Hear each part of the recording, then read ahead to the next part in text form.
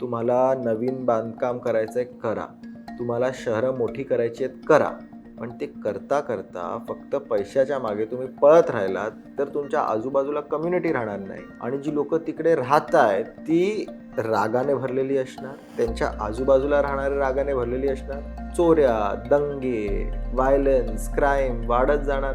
मग फायदा काय सगळं रिडेव्हलपमेंट करायचं. मी शिकायला न्यूयॉर्कमध्ये होतो. न्यूयॉर्कची पण परिस्थिती अशीच होती 100 वर्षांपूर्वी. न्यूयॉर्कमध्ये असाच वाढ आलेला, सगळ्यांना पैसे कमवायचे, तिकडे अफाट पैसा होता, अफाट पैसा.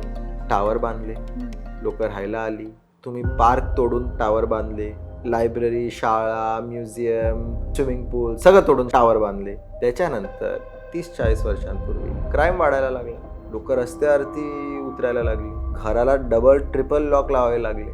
मग त्यांना कळलं की नाही, आपल्याला पुन्हा शाळांवरती फोकस करायला पाहिजे, गार्डन्सवरती फोकस करायला पाहिजे, पब्लिक जिम्स बांधायला पाहिजे, पब्लिक लायब्ररी बांधायला पाहिजे, म्युझियम्सना जास्ती महत्त्व द्यायला पाहिजे.